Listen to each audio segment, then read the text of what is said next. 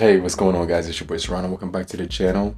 If you're new, get notified, subscribe for more videos just like this. And if you're already part of the crew, salute. But today we're going to be talking about the Vivo X6 from Blu Mobile.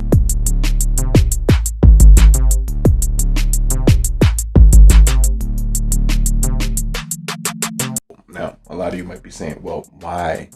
No one asked for this. Well, it's $100 on Amazon, really affordable device, 3 gigabytes of internal storage. One of the first devices to come with 64 gigabytes of internal storage at this price.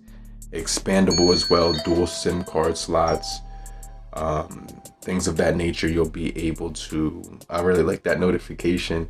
I was just getting a text message, but really nice size in the hand. 6.1 inch display, dual cameras for portraits as well, removable battery on the back of here, which is extinct from smartphones today. But overall, we're going to talk about the feel of this phone in the hand after 307 days. Also, the performance, what the build is like after that, software updates. Anything that involves this phone I want to talk about after about a 377-day period. Now, let's start off with the feel in the hand. Now, it's a 6.1 inch device, feels extremely good in the hand. It has a really beautiful gradient, blue to purple, where it kind of transitions between the two. Really beautiful color on the back of it, smooth finish. It's not slippery. It's like this plastic material, which is kind of cool. It actually has a really good feel in the hand for when you want to reach over to do certain tasks. I haven't had any issues with the build quality at all on this device. Button placement is nice. You get the power button, volume rocker all along the right edge on the right side of the device. On the other side, it's barren of anything except for a really nice side plastic side here. Now, this is a unibody frameless design, but really nice. It does have the USB type micro USB, that's the name for it. A headphone jack at the top, which is super, and it does also include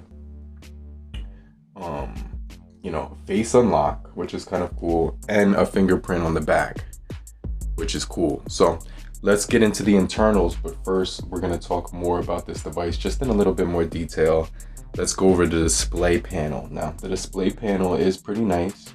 We have a 6.1 IPS LCD display on this device, HD plus at 1560 by 720. So for a 720 display, this is going to be 720 plus, a little bit higher resolution than the normal 720 that you would see. Performance speeds are adequate. Scrolling speeds are definitely up to par. It's not going to be a slow device. I know a lot of devices run on 2 gigabytes of RAM are really slow. This one has 3 gigabytes of RAM, 64 gigabytes of internal storage. This was one of those phones where it was kind of a step up from budget level to mid-range budget level. It kind of like had a step up. Now, it's stuck on Android 9. No Android 10 on this device, but I'm okay with Android 9. It's not like Android 8 where you're missing a whole lot of features, but Android 9 is cool. Android 10 is not probably going to come to this device, so just keep that in mind. But for the original price of this device, it was going to be it was $110. It still is, holding up strong at that price point. Kind of looks exactly like a design I've seen before in a lot of phones. We have a rear speaker here, so the speakers, just to show you, they do sound pretty good. We're gonna play the Steph Curry surprise volunteer video. Oh, clicked it, nothing happened. Let's click this one. So Steph Curry surprises community. Around the world right now, I've been so moved by stories I'm hearing about volunteers around the world who are still making time to help others. So you can see, a lot of people said I look like this dude when I had longer hair. But you can see the speakers sound really good on this device. You can't complain with the speakers on this device. It's 13 megapixel on the rear, 2 megapixel as well for dual cameras. We're also getting the 5 megapixel selfie camera on the front. And I must say, when I take pictures on this device, they come out really good. I'll put up some samples so you can see the picture clarity for your own selves. I really do like it. But really good portraits on this device. You do get a compass, accelerometer. You do get a rear-mounted fingerprint sensor, proximity sensor, 4,000 milliamp hour battery. Like I said, it's removable. So I'll try to find a link where you could pick up some removable batteries if you do want to replace them out and expand your battery. But you will get an all-day battery life on this device. Now, as far as the storage options, you do get to expand the storage up to 256 gigabytes of internal storage as well. So that's pretty cool.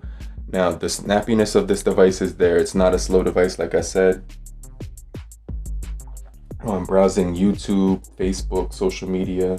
Everything is just really snappy still on this thing. I would use this thing if I had to have my banking apps on here, Bank of America, social media. Gaming on here is pretty good as well. So let's talk about the gaming on here. We are getting a Octa-Core chipset, which is the Spectrum Unis SoC SC9863A, which is a powered VR GE8322 GPU. Really long words there, but essentially what that means is this is going to be able to play Fortnite. Well, not Fortnite, but it's going to be able to play PUBG, Call of Duty, 2K, Asphalt 9, Gear Club, any high performance game at the medium to low level graphics without any struggle or breaking a sweat. 80% body ratio on this display. We also do get a dewdrop at the top, 1111. That's my favorite number. And this device does have 2.5 curved D glass on it. So, just a really nice device. This device also does support voice over LTE for Metro by T-Mobile Mobile and Cricket Wireless. It's really a good device. 276 pixels per inch when you're looking at the screen for content. Gorilla Glass protection on here, I believe. Gorilla Glass 3 on here. But we're getting Bluetooth 4.2 on here, just to just to keep it a buck. But you do get the only thing about this device is that you won't get the let me see. Now, a lot of phones in this price point give you Wi-Fi band 5, but this is the one of those phones that only gives you the Wi-Fi just 2.4 gigahertz. But that's pretty much the only shortcoming, other than the fact that it won't have NFC. But other than that, this device has a really good battery life, about 8 hours playback on videos when you're watching it, screen on time. So you get about 8 hours on your screen on time. But it's been almost about a year with this device. 2 more months, it'll be a year, guys. So I just wanted to share my thoughts before the end of the year on this device, since I've had it for roughly about a year now. So 2 more months, it'll make a year. But overall, guys, this device I would recommend in 2020. It's still snappy, still holds up really well. You can game on it. You can do a whole lot of things. It's 12nm processing chip on here, which is going to be adequate for gaming. Cameras on here have really nice modes on them. You don't get you get slow motion on here. You get the video mode, 1080 30 frames per second portrait on here, rear and front, beauty mode on the front, time lapse, audio notes, professional mode for pictures, burst mode for pictures, and panorama mode for pictures, as well as a built-in QR scanner on the camera. But let me know, guys, what you think about the BLU X6 in 2020. I still like it. Let me know your thoughts down below. I really like the case that they provide for this thing. It's a tank.